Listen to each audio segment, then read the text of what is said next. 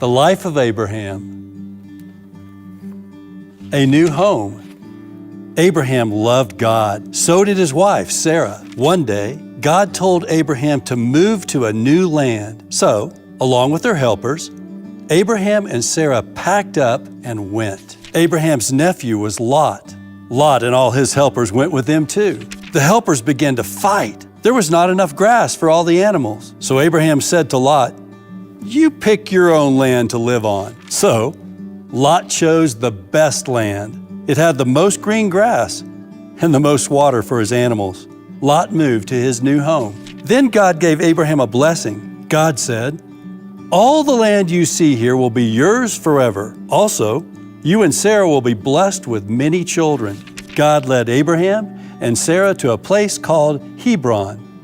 It was beautiful. One hot day, Abraham was resting near his tent. He heard footsteps. 3 men were standing nearby. Abraham went out to greet them. "Would you like to rest in the shade? We have plenty of cool water to drink. Can I get you something to eat?" Abraham told Sarah about the visitors. He asked her to make a tasty meal. While they were eating, the 3 visitors shared some exciting news. They said, "Your wife is going to have a son." Sarah heard what they said, and she laughed, thinking, "I am too old." God asked Abraham, "Why did Sarah laugh? Anything is possible with the Lord." Sure enough, the next year, Sarah had a baby boy, and they named him Isaac. Well, hey, welcome to Mission Hills, wherever you are in the world. We're so glad that you're with us today. Super excited. We're launching a new series this weekend called Explicit, Unfiltered Stories of God's Grace. Just a little assurance for all the parents out there. We know that because of our current circumstances, there's a good chance you got small children in the room with you, and you might be freaking out a little bit about hearing that the title of this series is called Explicit. Don't worry, I promise we will not use a lot of explicit language or a lot of lurid details. We're going to keep it tasteful, but what we're not going to do is we're not going to edit out all the uncomfortable parts of some really powerful stories in the Bible. Because honestly, I believe it's from those uncomfortable parts that many of us find real encouragement, okay? Listen, I don't know about you, but the story of Abraham that I just heard, by the way, that came from a very popular kids' Bible, and it is a very cleaned up, and I would say watered down version. And I'm not snocking them. I understand why they did that, given that their audience was small children. But listen, that version of Abraham's life is a little hard to relate to. I feel that way, maybe you feel that way, right? Maybe your life, like mine, isn't quite that perfect. You read that story and you're like, man, God called, he answered, right? You know, God made promises, he believed, he was kind-hearted, he was generous. I mean, he just seems like he had it all together. And it may be that you listen to a story like that and you go, if that's what it takes to be part of God's story, then I don't think I got a chance, because my life's a little more messed up than that. Well, good news, so was Abraham's. The truth of the matter is that version of the story has taken out the really explicit parts, which actually, when we understand, provide incredible encouragement. And I'm super excited to be able to dig into that. Why don't you go ahead and grab a Bible, start making your way to the book of Genesis chapter 12, where we're going to look at the unedited, or at least less edited, life of Abraham as God speaks it to us. Now, if you're new to the Bible, 3 things you might want to know about the book of Genesis. Number 1, it's the first book in the Bible, so super easy to find. Number 2, it was written by a man named Moses. You might know that name, right? Moses is the guy that parted the Red Sea. He led the Israelites out of slavery in Egypt. Third thing you want to know about the book of Genesis is Genesis was written so that the people of God could learn how to be the people of God, how to live as people who want to follow God and honor him, okay?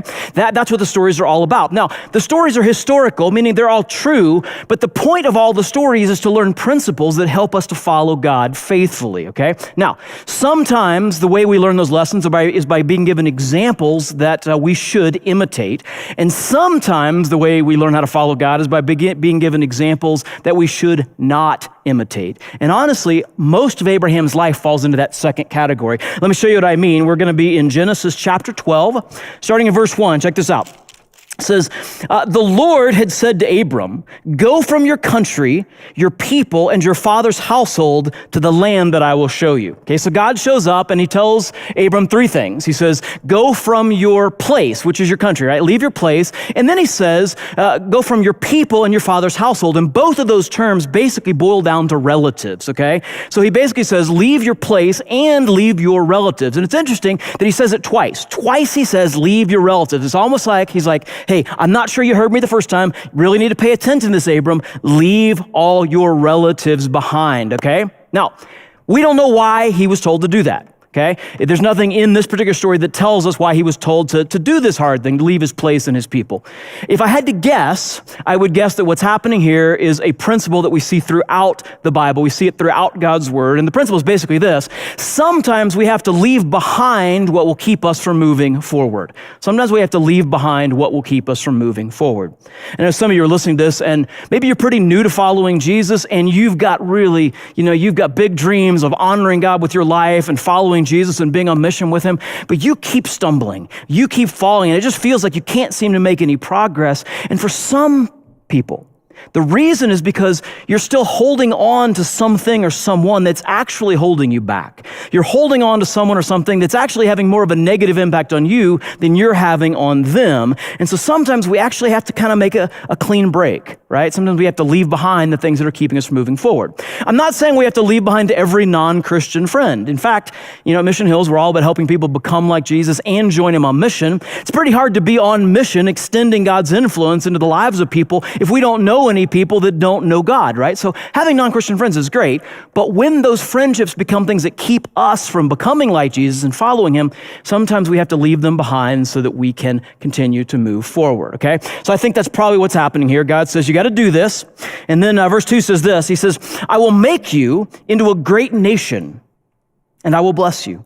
And I'll make your name great, and you will be a blessing. And I will bless those who bless you, and whoever curses you, I will curse, and all peoples on earth will be blessed through you. And I love that. We talk about this pretty frequently here at Mission Hill, so I won't spend a lot of time on it, but I want to make sure that we understand that twice in that statement that God made to Abram, he said the same thing. He basically said, I'm going to bless you so that you can be a blessing. This is such an important principle, church. Our blessings are never just for our benefit. Our blessings are never just for our benefit. God blesses us, partly because he loves us, but largely because he expects us to pass those blessings on into the lives of others, okay? Now, I just got to say this, Mission Hills, you have been putting this principle into practice in an incredible way recently. In a season where so many churches are having to cut staff or cut hours for staff or cut programs, you have been so on mission with your finances, the blessing of your finances, that we haven't had to do that. And not only have we not had to lay off staff or cut hours, we've been able to call local businesses around our Littleton campus and say, hey, do you have employees that have been particularly hard hit by this crisis? And we've been able to help them out when they're in a desperate situation. We've actually been able to help other churches that are struggling financially. We've been able to actually send money and food to some of our partners around the world who are using that to take care of people who are in truly desperate circumstances. And if it weren't for your generosity, some of them would be starving right now, but they're not, because you looked at your blessings and your finances and you said, it's a blessing and I'm going to use it to bless others, okay? That's what blessings are for, and you've done an incredible job. Listen, it's not just finances. Here's what we have to do. Don't just count your blessings. That's always a good thing to do, but don't just count your blessings, invest them. Use them to bless others. That's what God says he's going to do for Abram. It says this, now, so Abram went as the Lord had told him, and Lot went with him. Pay attention to that. It's kind of interesting. Abram was 75 years old when he set out from Haran. He took his wife Sarai, his nephew Lot, twice, it's mentioned, right?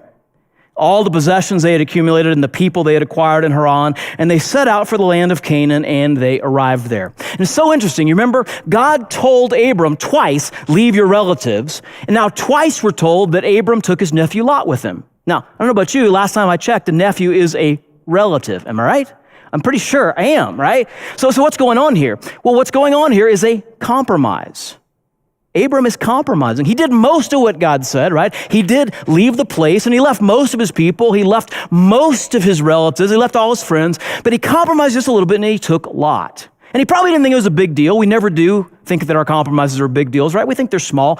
what could it possibly hurt, right? Maybe he went, it's not like it's, he's a super close relative, he's a nephew, right? Or maybe, Lot's dad, Abram's brother, had died at this point. So maybe Abram thought, well, he's really more like a son to me, so he probably counts really as part of my household. Or maybe, it's interesting, we're told that Abram was 75 years old when God called him to do this, and he hasn't had any kids yet. He and his wife Sarah are barren, okay? And so maybe he's like, hey, that's a great promise, God, but there's no way that it's gonna happen, right? We're not gonna be having kids. That ship has sailed, right? And so maybe he's thinking, well, maybe I should just kind of adopt Lot as a son, basically. He can be like a surrogate son, and maybe that's what God will use to really fulfill this promise.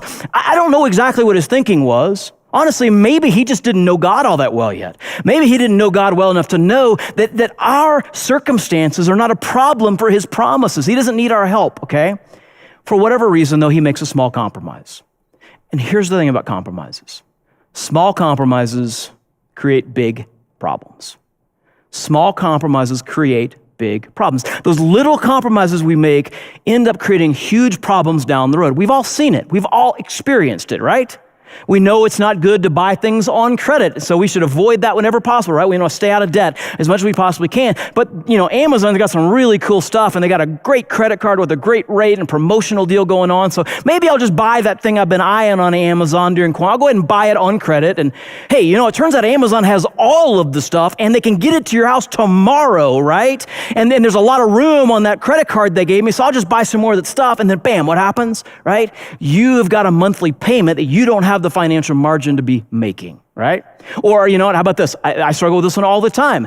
We know that we're supposed to obey government officials, right? As long as they're not telling us to do something that goes against God, we're supposed to obey government officials. But you know what? The speed limit on that road is stupid low. It's stupid low. I don't know why they said it there. And I'm in a hurry, right? So what's the big deal? I'll just go over the speed limit a little bit, and then bam, there's the lights in the mirror, and there's the sinking feeling in the chest, and then there's an expensive ticket, and then your insurance rates go up, and it's a much bigger problem than you thought would happen because of that really small compromise. Or we know we're not supposed to have anything to do with porn, right? Porn is poison. We got to stay away from it. But this show isn't porn. It's not. Right? It's not porn, it's racy. Let's just call it that. It's just a little bit racy, right? But then you watch that, and then Amazon and Netflix are like, well, if you liked that, you might like this. And you're like, well, maybe I would. And before you know it, right, you're down a rabbit hole, and you're in a place where you're addicted to something that's destroying your relationships, and it's killing your ability to give and receive love. There's a small compromise, but now you got a big problem. You're not supposed to get married to someone who doesn't share your relationship with Jesus. It's a bad thing to do. It's a terrible idea. It's wrong, but it's just one date. It's just one date, right? And then it's just 2 dates, and then we're in love, and then we're married, and now we got kids, and you want to teach your kids to follow Jesus, but the other most important person in their life has no interest in following Jesus, and things are a mess. Listen to me. Small compromises create big problems. As the followers of Jesus, it may very well be that the small compromises we make today are the things that take us off mission with Jesus tomorrow. And so we got to identify them. We got to reject them. We got to identify the small compromises we're tempted to make, and we've got to refuse to make them because we know that they have a much bigger price than they appear. Okay? Abram makes a small compromise, and we're going to see it creates all kinds of problems for him. Check this out. This is verse 6, chapter 12, verse 6. Abram traveled through the land as far as the great tree of Moreh as Shechem. Okay, so he's in the land that God's called him to. This is ultimately going to be the nation of Israel. Now, at that time, the Canaanites, another tribe, were living in the land. And the Lord appeared to Abram and he said, to your offspring, I love this, to your offspring I will give this land. And so he built an altar there to the Lord who appeared to him. I love that. To pay attention to that word offspring. What God has basically said is, hey, Abram, I'm going to give this place to your kids, okay? Hey, your circumstances are not a problem for me, okay? I don't need you to come up with another plan to work things out, okay? Here's what he's trying to make sure Abram and we understand. Our circumstances are not a problem for God's promises. No matter what circumstances you might find yourself in, and as hard as it might be to believe that in those circumstances that you're in right now, that God's promises to you will still come true, our circumstances are not a problem for God's promises. They're not. That's what God's trying to tell him, okay? Now check this out. This is chapter 12, verse 10. Now, there was a famine in the land, and Abram went down to Egypt to live there for a while because the famine was severe. It's so interesting, right? So God led Abram to a place, and he gave him a tremendous promise, and then a problem arose, right? Some difficult circumstances arose, and what did Abram do? He packed up and he left. I don't think that's what he was supposed to do, okay? That's not what the people of God do. When we have experienced God's provision, listen, we don't abandon God's provision just because things get difficult, right? That's what we do as the people of God. We refuse. We refuse to abandon their provision, right? You don't abandon their provision just because things have gotten difficult. That's the moment as the people of God when we lean in to trusting the one who has provided. We trust that the one who's provided can take care of the problems that might arise. But that's not what Abram does. He packs it up and he leaves, right? And here's the interesting thing. Check this out. Sometimes when we abandon God's provision, we also leave the safety of his protection. And Abram seems to feel that almost immediately. Check this out. As he was about to enter Egypt, he said to his wife, Sarai, "I know what a beautiful woman you are. When the Egyptians see you, they'll say, 'This is his wife,' and then they'll kill me, but they'll let you live." See, he's afraid. He's afraid. He realizes he's in a dangerous place now. So, he says, "Say that you're my sister." That's interesting, right?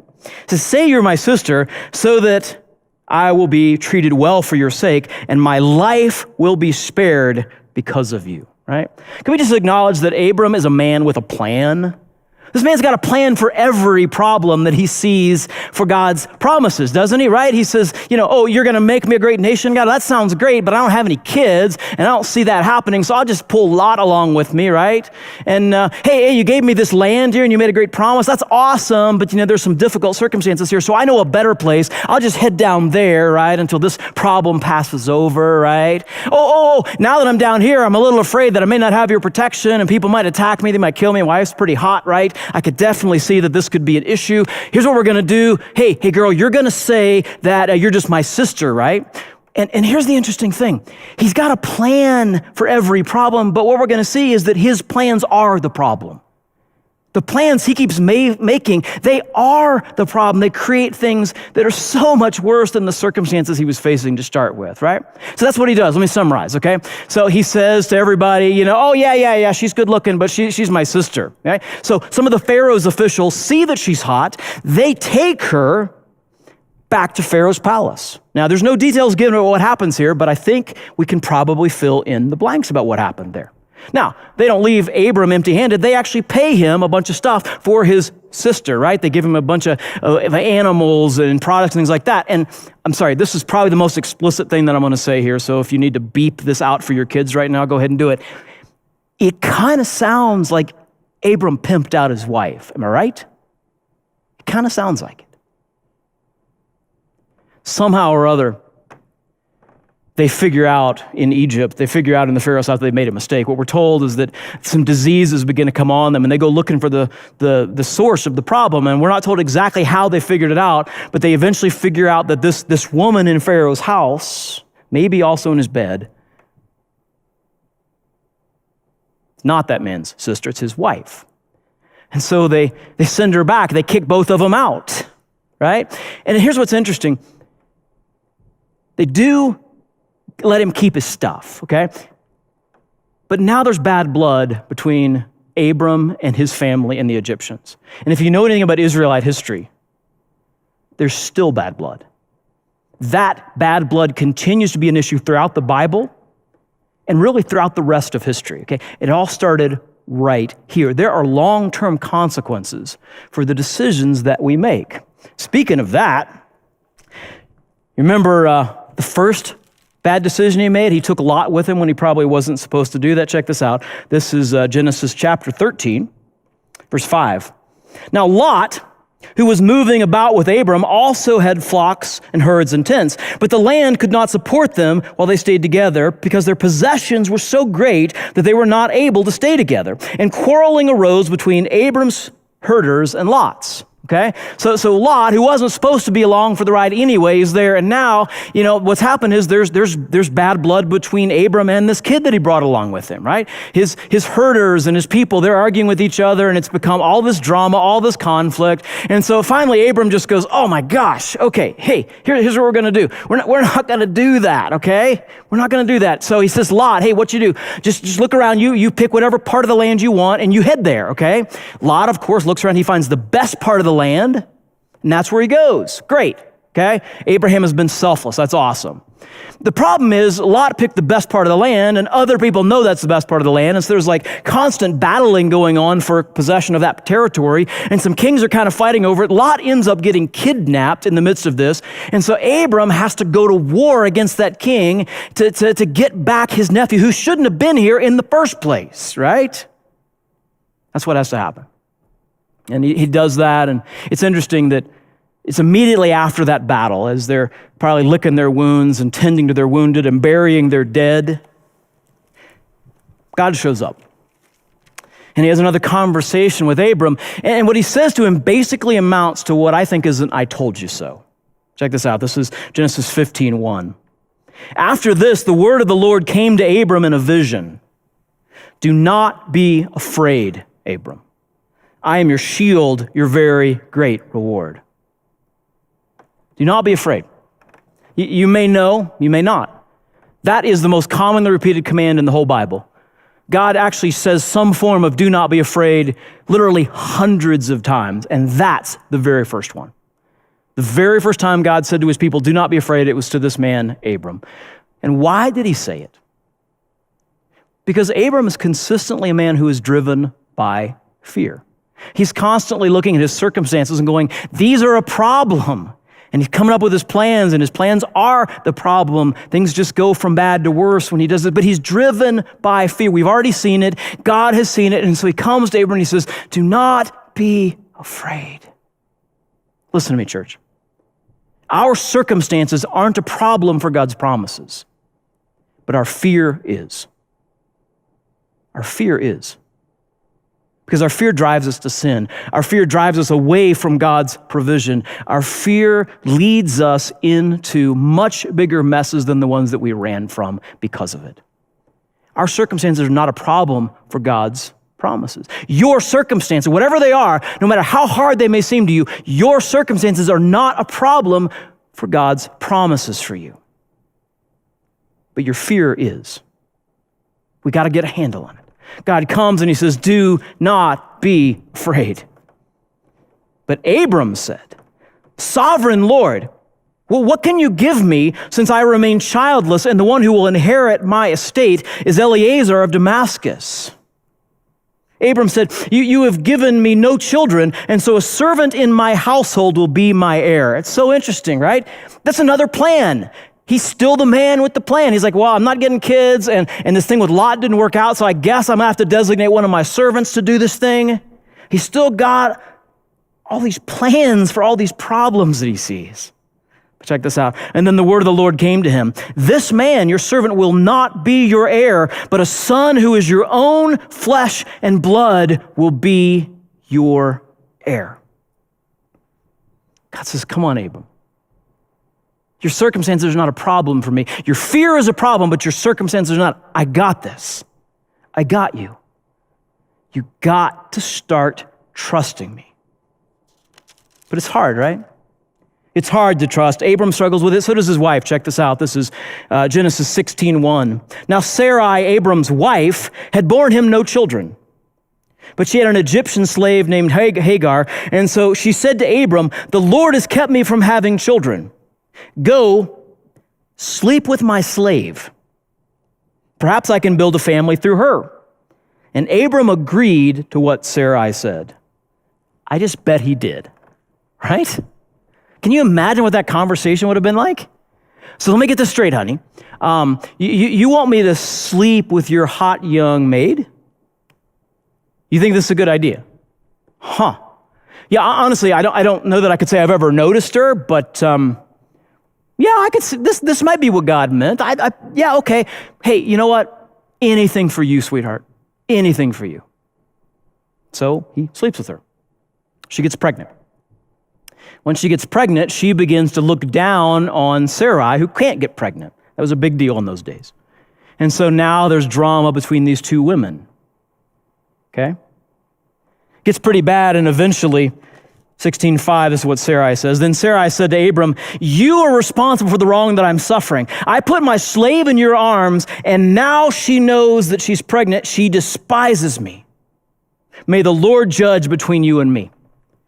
Which is kind of a code for, you better do something about this, dude. I know, yes, it might have been my idea, but you're the one who did it, okay? You're not the one having to deal with the problem that I'm having to deal with, so you better do something about it, Buster. And what he ends up having to do is such a mess. He sends Hagar away, and she has a child. His name is Ishmael. Ishmael ultimately becomes the father of tribes that are still fighting with Abraham's descendants today. The father of the faith of Islam, a man named Muhammad, you may have heard the name, he claims that he's a direct descendant of Ishmael, okay? And we know how the Muslims and the Jews get along today, right? Listen, trying to solve God's problems for him just creates problems for us. Do you hear me, church? Sometimes we take matters in our own hands because we think our circumstances they're too difficult, or we don't think God's moving fast enough, and so we go, I'll take care of this for you, God. But listen, trying to solve God's problems just creates problems for us. Bigger problems than we could even imagine. And Abram, who's about to be Abraham, is 99 years old. God comes to him and he speaks. Genesis chapter 17, verse 5 says this, "No longer will you be called Abram. Your name will be Abraham. For I have made you a father of many nations." Abram means something like his father is exalted. Abraham means father of nations. And so God says, I've got a new name for you. If you'll just trust me, I'm going to do something you would never think possible. I will make you very fruitful. I will make nations of you, and kings will come from you. And it's not just Abram who's now Abraham, it's also his wife. Verse 15 says, God also said to Abraham, "As for Sarai, your wife, you are no longer to call her Sarai. Her name will be Sarah." That was a little bit trickier. Sarai and Sarah both mean princess. Best guess is that Sarah adds a word. It adds a letter into the name, and it's a letter that's part of the name for God in Hebrew, which is Yahweh. It adds in a letter from Yahweh into her name, so maybe something like Princess of God. Okay, but the point is that for both of these people, God says, if you just trust me, okay, if you just let me fight the battles that need to be fought, if you just let me deal with the problems that need to be solved, I'm going to do things for you that you could never even imagine. I'm going to make you father of great nations. You're not just a princess anymore. You're the princess of God. And I wonder sometimes if God doesn't have a name for each one of us, that if he whispered it to us right now in the midst of our fear and our struggling, we would go, how can that possibly be true? And he would say, by trusting me. By trusting me. He said, I will bless her, your wife. I will bless her, and I will surely give you a son by her. I will bless her so that she will be the mother of nations. Kings of people will come from her. And Abraham fell face down. He laughed, and he said to himself, will a son be born to a man 100 years old? Will Sarah bear a child at the age of 90? And I love that. It says he fell down and he laughed. Now, normally to fall down is an act of worship, but when you fall down and laugh, that's not worship. In fact, I actually wonder if maybe what Moses is saying here is literally, he fell down laughing. This was so hilarious. This was so hard for him to imagine. His fear and maybe even his bitterness at this point was so great that he laughed in the face of God. I said, I just can't buy it. I can't. A little while later, some angels came to Abram. They came as men, but they came bearing a message from God, and they said, hey, by this time next year, it's all going to be true, okay? By this time next year, it's all going to be emotional. By this time next year, Sarah will have borne you a child. And it's interesting. Sarah was listening. Chapter 18, verse 12 records her response. And so Sarah laughed to herself as she thought, after I am worn out and my Lord is old, will I now have this pleasure?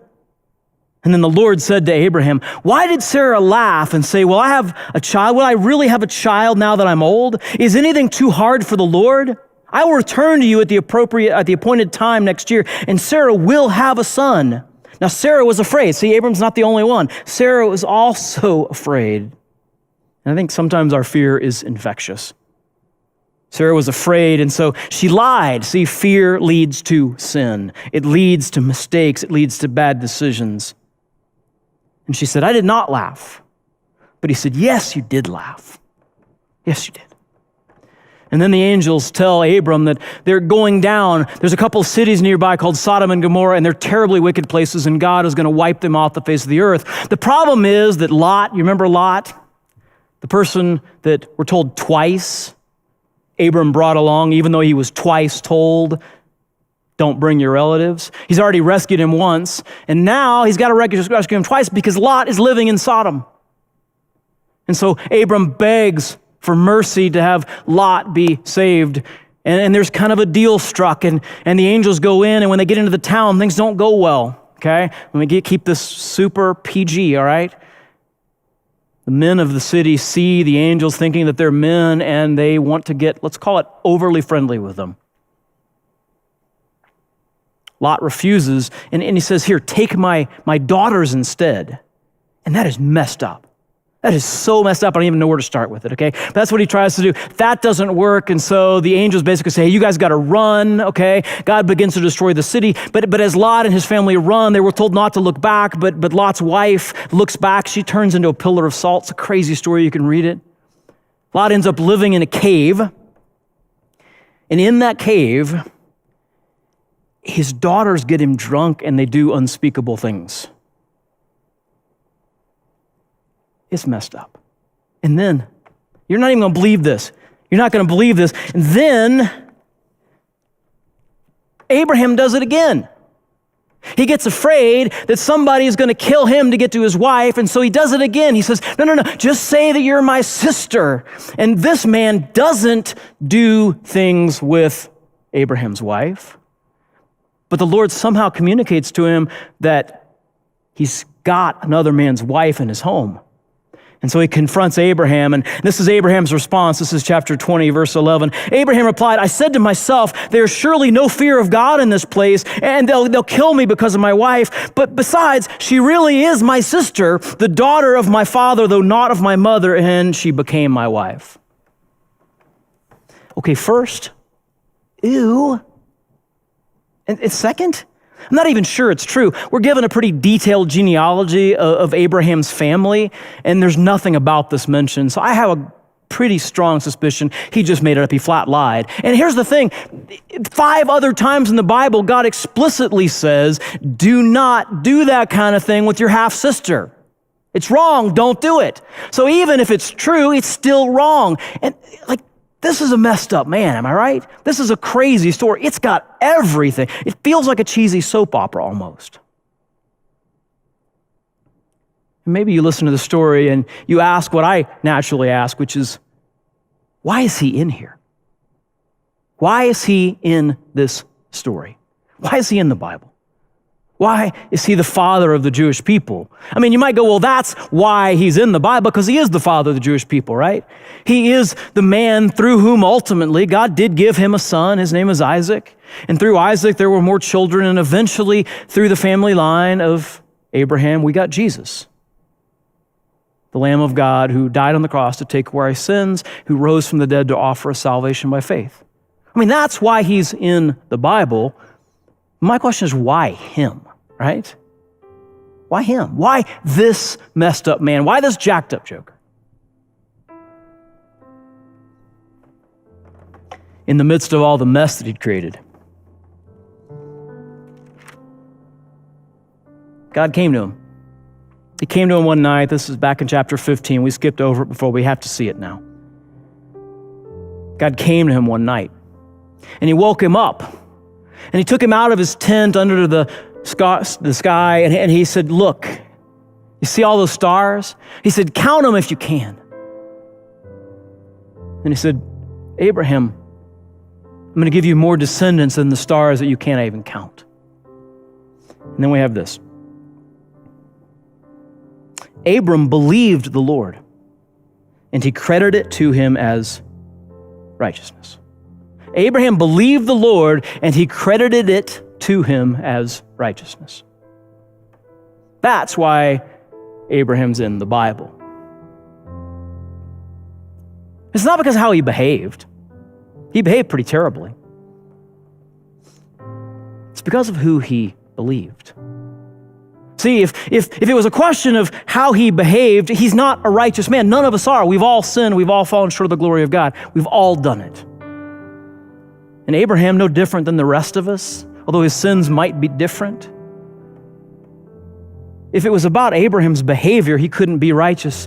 But God wasn't counting his behavior. He was paying attention to his belief, his trust, his faith. Listen, God counted him righteous because of who he believed, not how he behaved. And that's the foundation of this thing we call the gospel. That we don't earn our way into God's good grace. If we could do that, we wouldn't need his good grace. We need his good grace because we're not good. But there's a famous verse. And even if you're new to church, you might know this one. And I want you to understand that this famous verse spoken by and about Jesus Christ, it's rooted in Abraham's belief right here. This is that famous verse I'm talking about. For God so loved the world that he gave his one and only son, that whoever, say it with me, church, whoever believes in him will not perish, but have eternal life. Not to the one who behaves good enough, because none of us are good enough, but to the one who believes that Jesus lived a perfect life, that he died on the cross, that he rose from the dead, and that he offers us forgiveness by faith. That's why Abraham's in the story, because he believed God and God counted as righteous. Not his behavior, but his belief. And that may seem hard to imagine, but think about it this way, right? You left home. It was a perfect home, but you struck out on your own. You built yourself a boat and you set out, and you got 1,000 miles away from home, and you realized you'd made a terrible mistake. You had no business being out here, and the wind and the waves have destroyed the boat, and you're about to drown, and you're 1,000 miles from shore, and there's no way you can swim home. But someone followed you. A boat comes up, and the captain of the boat says, "Get on board, I'll take you home." You got to decide, do you trust him or not? You can say, "No, I don't trust him," and you can keep trying to get back to shore on your own efforts, but you're not going to make it. There's no chance. Or you can trust him, and he'll take you to the home you never should have left. That's the gospel. God sent his only son, that whoever believes, trusts, has faith, will not perish but have eternal life. Listen to me, I'm not saying that our behavior doesn't matter.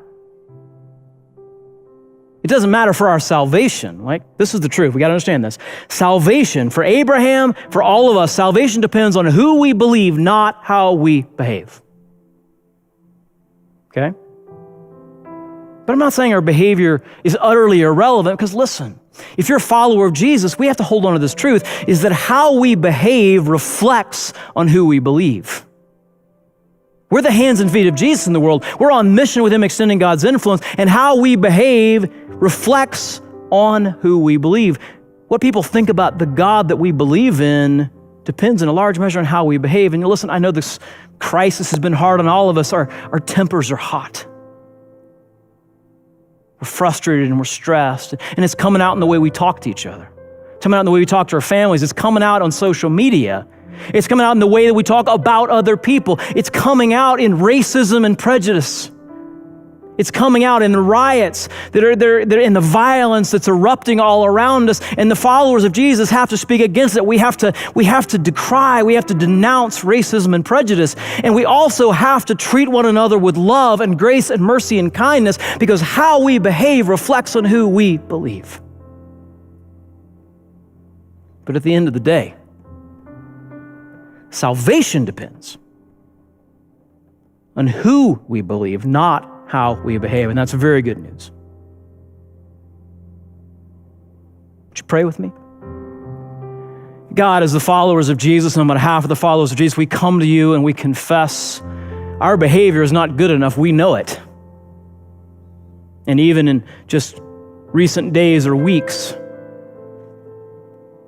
we've behaved poorly. And we know it hasn't reflected well on you in whom we believe. And so we confess our sin and we ask for your forgiveness.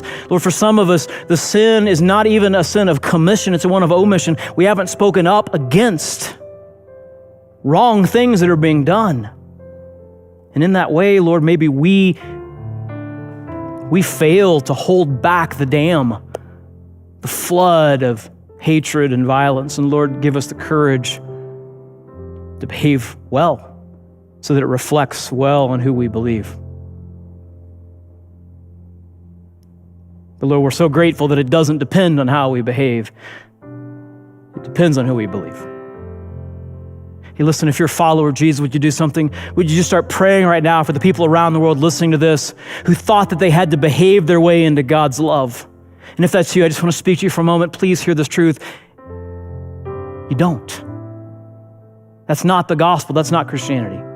It is who you believe, not how you behave. Jesus died for your sins. He rose from the dead. Those are facts of history. And if you will put your trust in him, you will be forgiven and you'll be a part of his family forever. And if you've never done that, now's the time. Wherever you are, this is the conversation you're going to have with God right now. Just say this to God. Say, God, I've done wrong. I've sinned. I'm sorry. I know that I can't behave well enough to earn salvation. Jesus, thank you for dying because of your love for me.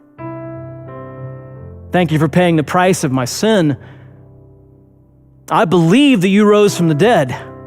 I do. So Lord, I put my faith in you right now. I put my trust in you.